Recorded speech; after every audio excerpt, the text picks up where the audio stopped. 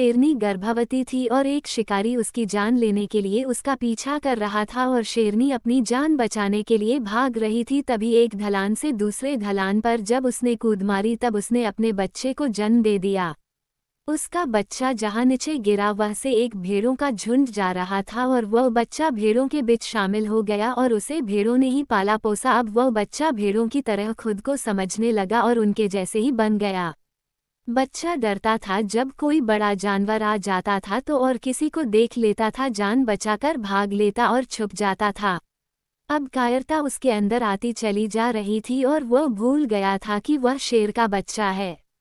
एक दिन उस भेड़ों के झुंड पर शेरों के झुंड ने हमला कर दिया। तभी सारी भेड़ें दौड़ने लगी और इस बच्चे ने तो दौड़ना भी नहीं सीखा था और बच्चा बेचारा अकेला रह गया। तभी एक बूढ़ा शेर बच्चे के पास आया तो तब वह बच्चा रोने लगा और कहने लगा, मुझे छोड़ दो, मेरे दोस्त चले गए।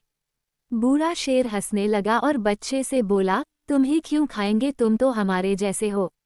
तब बच्चा बोला, मैं आपके जैसा नहीं हूँ, मैं भेड़ हूँ और मेरे साथी मुझे छोड़कर चले गए, इसलिए आप मुझे छोड़ दो। बच्चा शेर की बात मानने को तैयार ही नहीं था। तभी बूढ़ा शेर बच्चे को घसीटकर जंगल के तालाब की ओर लेकर गया और कहा, देख अपनी परछाई को, तुम और मैं एक जैसे दिखते हैं। बच्चा चौंक गया और बूढ़े शेर से कहा, मैं आपकी तरह दिखता हूँ। तब बूढ़ा शेर बोला, हाँ, और तुम मेरी तरह दहाड़ भी सकते हो, मुझे दहाड़ के दिखाओ। तब बच्चा बोला, मैंने दहाड़ना नहीं सीखा है। बूढ़े शेर ने अपनी दहाड़ मारकर दिखाया कि ऐसे दहाड़ा जाता है। उसके बाद उस बच्चे ने जब दहाड़ मारी तो पूरा जंगल कांप गया उसकी दहाड़ से, और वह इतनी तेज थी। उस बच्चे को खुशी हुई कि वह भेड़ का नहीं बल्कि एक शेर का बच्चा है और वह भी बाकी शेरों की तरह अब दहाड़ दे सकता है।